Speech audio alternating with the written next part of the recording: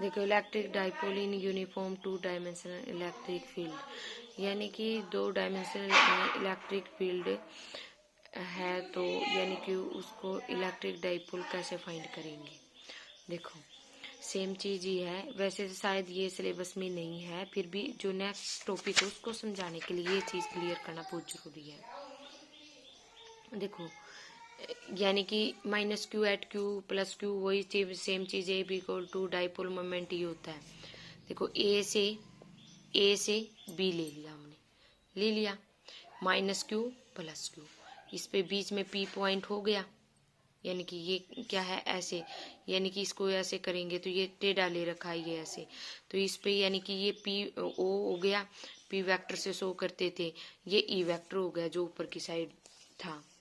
इसके बाद देखो plus Q direction of plus Q at A, plus Q at A ऐसे घुमा दे, अगर हम इस डायरेक्शन को ऐसे मतलब कि रोटेट कर दे, तो अपना फार्मूला क्या होता था, यानी कि हमें यानी कि निकालना क्या है, यहाँ पे फोर्स निकाल रही है ना, फोर्स का formula Q E equal to F by Q था, F equal to Q into E vector हो जाएगा along the direction of E vector, यानी कि ये अलोंग द डायरेक्शन ऑफ किसके होगा, ई वेक्टर के अलोंग होगा, ठीक है।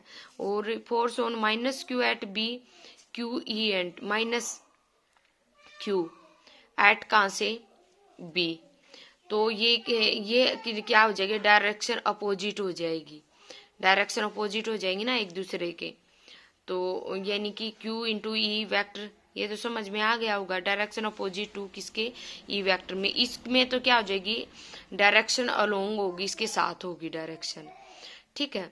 और इसमें क्या हो जाएगी माइनस क्यू वाले में, इसमें यानी कि डायरेक्शन अपोजिट हो जाएंगे एक दूसरे के। इसके बाद देखो ई वेक्टर अगर नेट फोर्स निकालते हैं, net force total charge minus Q plus Q, Q E minus q ई है तो क्या हो जाएगा, 0 हो जाएगा। इसी तरह यानी कि जो फोर्स है आर इक्वल है, अनलाइक है एंड पैरेलल है, एक्टिंग एंड पॉइंट है, therefore they form a couple, यानी कि ये ए और सी है ना, इसको हम कपल बोलते हैं, यानी कि एक dipole in the anti clockwise direction, यानी कि इसकी कौन सी एंटी क्लॉकवाइज डायरेक्शन होगी।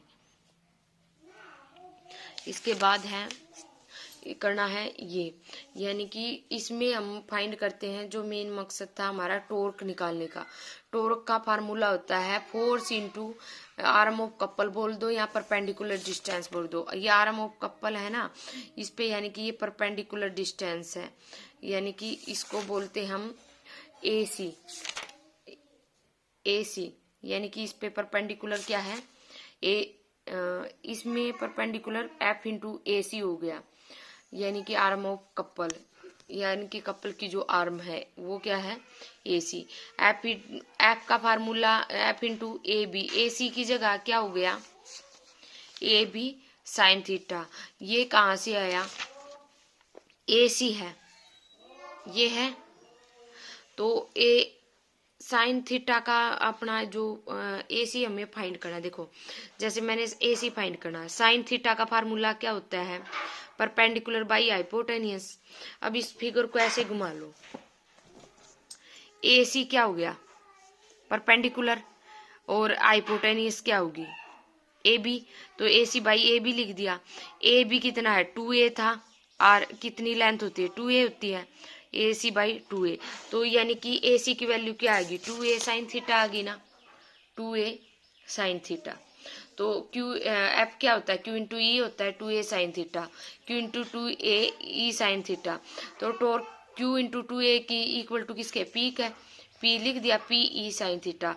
टॉर्क का फार्मूला क्या बन गया, ये भी लिख सकते हैं हम P vector into E vector, कोई टॉर्क का फार्मूला पूछे तो।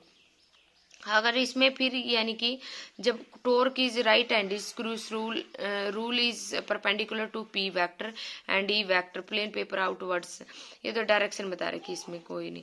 स्पेशल केस देखो, अगर थीटा में 0 रख लेती हूँ तो साइन 0 की वैल्यू क्या होती है 0, तो ये डाइपोल क्या आएगा हमारा स्टेबल इक्विलिब्रियम है। अगर direction opposite to E vector है तो टर्न द डाइपोल 180 पे टर्न करेगा। यानी डायरेक्शन अपोजिट है, एक दूसरे के अपोजिट है, तो सीधा यानी कि 180 एंगल होगा वहां पे, तो 180 होगा, तो यानी कि क्या हो जाएगा, अनस्टेबल इक्विलिब्रियम होगा साइन 180 की जो भी वैल्यू होती है। अगर थीटा 90 हम लेते हैं तो थीटा 90 क्या होता है, 1 होता है, साइन 90 क्या होता है, 1 होता है। तो ये क्या आ गया, P इंटू ई।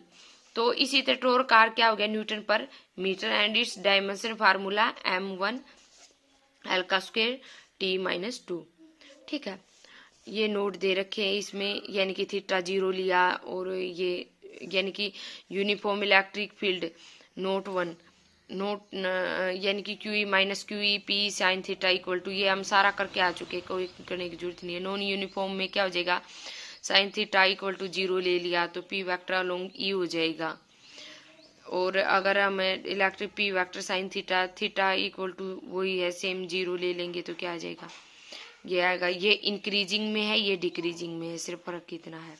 यानी कि जैसे माइनस क्यू प्लस क्यू ले लिया, नेट फोर्स है तो 0 आ गया, माइनस क्यू प्लस क्यू ले लिया, लेस फोर्स यानी कि इंक्रीजिंग अलोंग पी, पी की साइड हम क्या कर रहे हैं, बढ़ा रहे हैं, तो यानी कि थीटा इक्वल टू हमने 0 लेंगे। अगर इसमें भी थीटा इक्वल टू 0 लेंगे, अलोंग पी वेक्टर अलोंग किसके होगा, ई वेक्टर के होगा। इसमें इधर डायरेक्शन होगी, इसमें इधर डायरेक्शन होगी नेट फोर्स की। इसके बाद देखो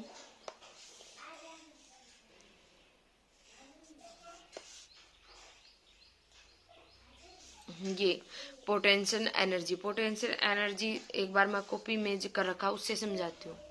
potential energy work done in rotating dipole भी बोल सकते हैं इसको, पोटेंशियल एनर्जी भी बोल सकते हैं, dipole in uniform electric field. Amount of work in rotating the dipole, जैसे ये हमारा dipole minus Q plus Q, इसको अगर मैं रोटेट कर देती हूँ तो अनोदर इन द फील्ड, जो दूसरा फील्ड आता है उसको पोटेंशियल एनर्जी ऑफ डाइपोल बोलते हैं। यानी कि ये डाइपोल था हमारा, इसकी चेंज कर दी हमने पोजीशन, तो इसको इस फील्ड को हम क्या बोलते हैं, पोटेंशियल एनर्जी ऑफ डाइपोल। इसके बाद देखो, यानी कि ये अपना एंगल था पहले, ये पूरा क्या हो गया, थीटा 1 हो गया। जब इसको रोटेट कर दिया तो ये क्या हो गया, थीटा 2 हो गया। अब ये एंगल हो गया, तो ये डिस्प्लेसमेंट है, तो ये यानी कि इस पे वर्क डन लग रहा है डी थीटा। यानी कि इसको हम वर्क डन में कैसे लिखेंगे, डी डब्ल्यू बोलेंगे स्मॉल अमाउंट में, वर्क डन यानी कि D W is the small amount work done in rotating dipole through D theta. D theta के थ्रू ही रोटेट कर रहा है, वर्क डन इस पे लग रहा है, तो डी डब्ल्यू इक्वल टू होता है work done torque into D theta. ठीक है, torque into D theta. Torque क्या होता है, पी इंटू ई साइन थीटा पढ़ के आए हम, डी थीटा। इंटीग्रेटिंग करते, डिफ्रेंशिएशन सीखा शायद आपने अब तक, तो अब इंटीग्रेटिंग सीखोगे 12th में। इंटीग्रेटिंग के भी डिफ्रेंशिएशन की तरह ही फार्मूले है, पर उससे पहले आप फिजिक्स में ही सीख लोगे। फिजिक्स में थोड़ा थोड़ा सीख के डीपली में जब क्लास में मैथ में चैप्टर होगा उसमें सीख जाओगे। जैसे ये लिमिट होगी हमारी 0 से W, लिमिट तो आपको पड़ता ही है। थीटा 1 का होगी, क्या होगी लिमिट, थीटा 2 होगी। D W P E sine theta D theta, ये इंटीग्रेशन का साइन होता है। जैसे यहाँ पे 1 होगा ना, जैसे हमने जब एक्स करते थे, एक्स का डिफरेंशिएशन क्या होता था, 1 होता था। अब उल्टा हो जाएगा, 1 का इंटीग्रेशन एक्स होगा। जैसे W है तो W, X है तो X, W है तो हमने W लिख दिया, लिमिट होगी 0 से W। P को बाहर निकाल लिया, साइन थीटा, साइन थीटा उसमें माइनस कोस थीटा होता था ना डिफरेंशिएशन में, अब उल्टा होगा, sine theta minus cos theta मिलेगा। थीटा 1 थीटा 2 लिमिट होगी हमारी, W माइनस 0 होगी, W आ गया, थीटा 1 कोस थीटा 2 हो गया, माइनस को बाहर निकाल दिया, माइनस कोस थीटा 1 हो जाएगा, लिमिट पुट करेंगे तो P cos theta 2 minus cos theta 1। Special case, theta जब 90 डिग्री पे है, थीटा क्या है 90 डिग्री पे है, तो हम यानी कि हमारी वैल्यू आएगी कोस की जगह थीटा की जगह यानी कि 90 वैल्यू रखेंगे। थीटा यानी कि थीटा 1 तो है 90 और थीटा 2 ले लिया हमने 0 ना, सॉरी, को थीटा 2 ले लिया हमने, थीटा 1 जब थीटा 1 है, जैसे हमने ये कह दिया अभी हमारा इलेक्ट्रिक डाइपोल ऐसे खड़ा है तो ये 90 के एंगल पे, कोस 90 की वैल्यू क्या होती है,